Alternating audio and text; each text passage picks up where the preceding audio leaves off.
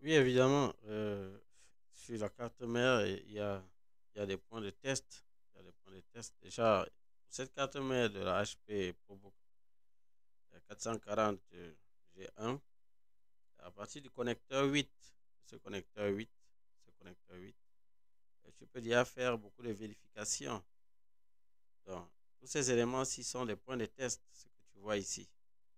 Donc là, nous avons la patte numéro 1. Là, tu vois ce point-ci, c'est la patte numéro 1. Et là, on évolue comme ça. Un, 2, 3, 4, ainsi de suite. Là, tu vois des petits traits là qui sont là en vert. Ce sont des pistes. Et il y a certains qui contiennent des signaux. Et avec ces signaux, tu peux avoir déjà certaines informations par rapport à ta carte mère. Tu peux déjà savoir certains éléments, comme savoir si le RTC Reset est sorti. Le RTC Reset qui est très important pour alimenter les registres à l'intérieur du PCH. Il est vraiment très important. Sans ce signal-là, la carte mère ne peut pas démarrer.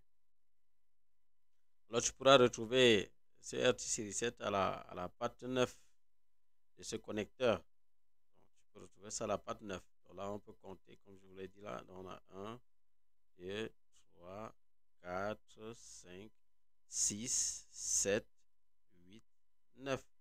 Donc, à ce niveau-ci, au niveau de la patte 9. Donc, je te rassure bien que c'est sa piste et tu vérifies parce qu'il y a des petits traits là qui te permettent de bien voir. Alors, la patte 9, on devrait avoir du 3 volts. À partir d'ici, tu peux déjà conclure que le RTC Reset est sorti. Un élément très très important également, il y a des éléments ici très importants, comme le DNB Switch On. Le DNB Switch On que tu peux retrouver à la patte 11. À la patte 11, tu peux retrouver le DNB Switch On. Et à partir de là, tu pourrais déjà savoir si la puce iOS a informé le PCH. Donc, si la puce iOS a informé le PCH qu'on a appuyé le bouton de démarrage. Donc, sur la carte mère, il y a un certain ordre, il y a certaines communications et tout ça est important. Tant qu'une communication n'a pas été effectuée, évidemment, la carte mère doit s'arrêter. Donc, tu peux avoir une certaine consommation, tu peux avoir certaines lumières, peut-être la carte fait un peu comme si elle démarre. Après, tu vois, ça s'arrête. Généralement, c'est parce qu'il y a eu un problème, soit au niveau d'une alimentation qui a échoué, soit au niveau d'une communication qui n'a pas eu lieu. Et alors, tout doit s'arrêter. C'est comme ça. C'est de manière automatique. Voilà. Et dans certains cas, il y a un redémarrage. Donc, ça dit, la carte essaye de recommencer le processus pour voir est-ce que ça peut passer. Donc, c'est un peu comme ça. Parfois, ça n'y arrive pas et puis ça continue ainsi de suite. Dans certaines cartes où ils ont bien arrangé les choses, quand ça essaye trois tentatives, ça ne marche pas, la carte s'arrête. C'est un peu comme ça que ça fonctionne. Toujours au niveau de ce connecteur 8, tu trouveras les réponses de la puce de PCH ou à la puce iOS pour lui demander de démarrer les différents buck converters qu'il y a sur la carte mère. Je vous ai dit que la puce iOS est très très importante parce qu'elle est responsable dans certains cas, donc pour certains fabricants, du démarrage de la carte mère, du démarrage des différents buck converters. Et je vous ai dit que ces convertisseurs de tension sont très importants parce qu'ils permettent de diminuer la tension qui entre sur la carte mère, peut-être la 19 volts.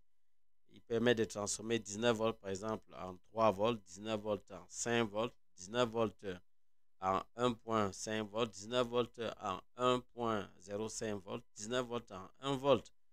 Parce qu'il y a des composants sur la carte mère qui ont besoin d'une petite tension pour fonctionner. Et 19 volts, c'est trop. Et ça va carrément détruire plusieurs composants. Donc voilà pourquoi ces convertisseurs-là sont présents sur la carte mère. Donc la puce iOS a dans le rôle d'activer ces différents convertisseurs pour que la tension soit réduite, bien convertie si vous voulez, en une qui est un peu plus petite, qui est plus petite. Voilà, donc ici il y a les réponses du PCH à la puce iOS pour lui demander donc de démarrer ces buck converteurs. Vous pouvez retrouver par exemple le source B. à la patte numéro 2, vous allez retrouver le source B. Par exemple, à la patte numéro 2, vous pourrez également trouver, et tout ça, vous pouvez suivre la piste, c'est pas compliqué. Donc, quand on regarde, on peut voir la piste et on peut savoir la patte numéro 2, comme je vous l'ai dit, on a le point ici, qui nous montre que ça, c'est dans la patte 1, et ici, c'est le 2. Et là, on voit bien la piste qui, ça circule comme ça circule, et ici. Donc, ça veut dire qu'on peut vérifier ce signal-là ici. Ce signal-là ici pour voir est-ce qu'il a effectivement eu lieu. On devrait avoir 3.3 volts. Donc, si vous n'avez pas 3.3 volts là-bas, ça veut dire que la communication n'a pas eu lieu. Et le PCH n'a pas répondu. Et là, dans ce cas, vous devez vous retourner vers le PCH pour lui demander, pour voir est-ce que lui-même, il a tous les éléments qu'il lui fallait pour fonctionner. Vous ne pouvez pas directement conclure que le PCH est gâté. Non. Ne tombez pas dans ce piège, les amis. Ne tombez pas dans ce piège. Donc, le source B est important. Nous avons également le source C qui est également important. Vous pourrez retrouver le source C à la patte numéro 5. À la patte numéro 5, vous devez avoir 3 volts là-bas. À la patte numéro 5, vous devez avoir le source C. Ce sont les deux réponses déjà qu'il lui envoie.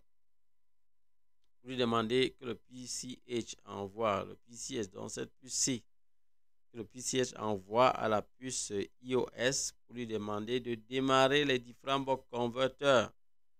Démarrer ces différents buck converteurs. Donc, voilà un peu, il y a quelques signaux que vous devez avoir. Ça, c'est point de départ. Donc, vous voyez qu'au niveau de certains connecteurs, vous avez déjà des points de test. C'est comme ça, les amis. Voilà.